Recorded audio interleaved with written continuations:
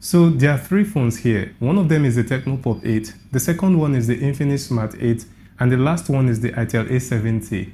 Can you tell their differences? Should I call this madness or they are plain smart? The purpose of this video is to tell you the differences between these phones. Well, keep playing because I doubt if we will find any reasonable differences between them. I have this comment from Kevin Shooks on one of my YouTube posts and it says, I think the comparison will be more complete if you add the Redmi 13C. You are so right and I wish I could. The main reason why I'm doing this comparison in the first place is that these phones share similar features and design. The Redmi 13C is different in almost every area. So I'm looking forward to making a comparison video of the Redmi 13C with one of these phones in the future. But as always, you decide, I will deliver. This is the Tecno Pop 8 with 128GB of internal storage for 98,700 Naira. Then the Infinix Smart 8 comes at around 100,000 Naira for the same storage space as the Pop 8. Finally, the Itel A70 with the same storage is sold for 81,000 Naira. From what we have seen so far, the Itel A70 is a little cheaper. All of us as Nigerians, in fact Africans, we like saving, we like cutting edge. So does this mean that the Itel A70 should be your next bus stop? For a good reason, I will recommend against it and I will tell you why in this video. When it comes to their design, there are only minor differences. The entire design concept is the same. They have the same camera modules with the same camera and flashlight setup. The little AI design above the flashlight of the Itel A70 might be different from the other phones, but the fact that it comes at the same size and position tells us that it is deliberately inserted on all the phones. Then at the bottom of the flashlight too is some extra different right up, but doesn't look different. Because these phones have the same design, you can use the protective case of one of these phones on the other. For example, this is the protective case of the Itel A70 on the Smart 8. And the case of the Smart 8 on the Pop 8. If you've not already liked this video, this is a small, very tiny reminder for you to hit the like button and subscribe to my channel. It is very important to me. Still on the design, all three phones have the same position for their volume and power button. The same position for their SIM tray. The SIM tray inside them is the same, so you can switch them. Looking at their bottom, they have the same cutouts for their speaker, microphone, audio jack, and charging port. The only thing that is different when it comes to their design is their speakers. Pop 8 has two speakers. They are louder and produce the best sound quality of the three phones. I can't even ask you which of these three designs you prefer because they are all the same. But some kinds of people will see two same white colors and tell you that one is whiter than the other. If you are like that, you can tell us which of these designs you prefer in the comments. Regarding this review, I also got a comment from Saint Place, one of my viewers here on YouTube, and it says, Infinix claims to have a 200% loudspeaker and the Pop 8 has a double speaker. Which one out of the two sounds better? Okay, I'm just going to run a quick audio test and tell you not just which one is better, but which one is actually louder.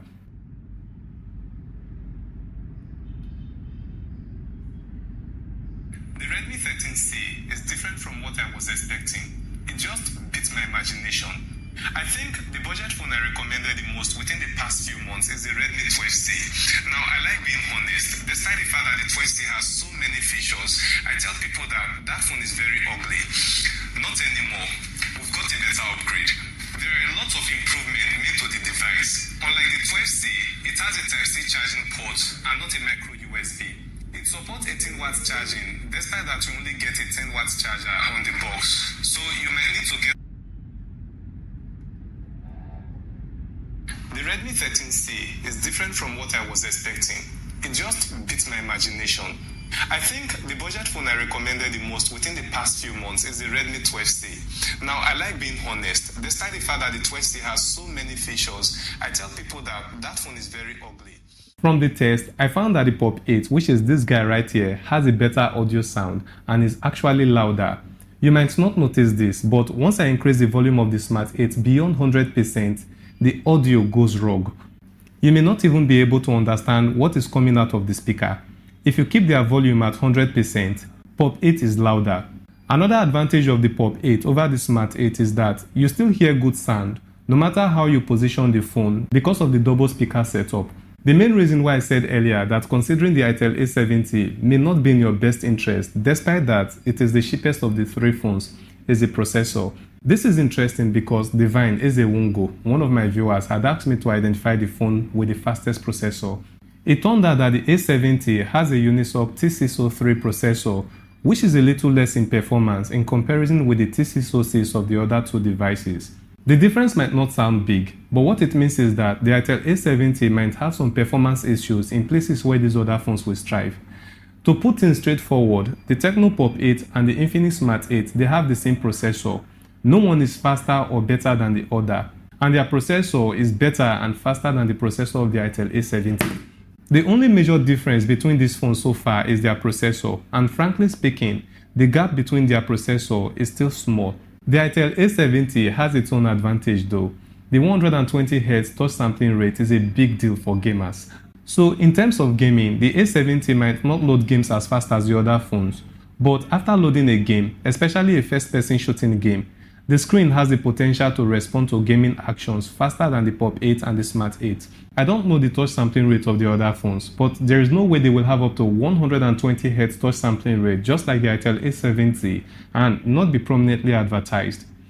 From here on, every other aspect of these phones is virtually the same. If we take a closer look at their cameras, you won't find any big difference either. They have a 13 megapixel main camera sensor and an 8 megapixel selfie camera. You might find that their pictures have a little color difference, but they look the same. The portrait mode does blur background effectively, so for a 13 megapixel sensor, you should not expect more considering their processor. This is what video footage looks like in 1080p resolution at 30 frames per second. Still not an ideal camera for someone who has more value for photography, but enough to keep the day going. Their front camera takes similar pictures with only slight differences. You don't get deep blur in their portrait mode and you cannot adjust this in the settings of any of these phones. Placing these phones side by side, this is what you get from the video mode, which also records 1080p footages at 30 frames per second. If you want to buy any of these phones based on camera alone, maybe that is when you should consider the Itel A70 because it is the cheapest of the three phones. Trust me, there's no real difference when it comes to their camera quality. About their display, they all have the same specs. IPS panel of 720 by 1600 pixel resolution.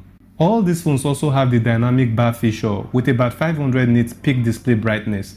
There is this viewer that said, "Tell details about the refresh rate of the Pop 8 in your video." Sorry that I can't pronounce your name, but it's currently on the screen. The Pop 8 and the Smart 8 have 90Hz refresh rate. It is boldly written on the packaging box. The A70 might be 60Hz. Itel did not provide any information regarding the refresh rate, but they did tell us that it has 120Hz touch sampling rate. They are all built on Android 13 Go edition, and this is one reason why I appreciate these phones. Although they are entry-level phones, they all have the latest Android version. Okay, I heard that Android 14 is now out, but anyways, it's a good thing that they are built on Android 13 Go edition. Finally, they all have the same 10-watt charger in the box. The thing is, I'm not sure of their charging capacity anymore, because when I charged the Smart 8 with an 18-watt charger, it took less than an hour to reach 65%, starting from 5%. If the Smart 8 has a 10-watt charging capacity, it won't charge that fast. So it might mean that just like the Redmi 13C, they all have a 10-watt charger in the box, but the phone themselves support up to 18-watt charging. Considering the time it will take me to conduct a charging test and battery drain test for all three phones, I decided to let it go. So to you Casey Blinks who requested for a battery life test, sorry to disappoint you. Between the Tecno Pop 8, the Infinix Smart 8 and the Itel A70, which one should you buy? I think I've done my part telling you all that you need to know about these devices. It is now your turn to tell us which one you prefer in the comment section. The complete review of the Tecno Pop 8 and Infinix Smart 8 is currently on the screen. Check the description for the link to the full review of the Itel A70. I also leave a brand new voucher code in the description along with a link where you can buy any of these phones. The voucher code should save you a little extra money. In my next video, I will be comparing the Redmi 12C and the Redmi 13C. See you there.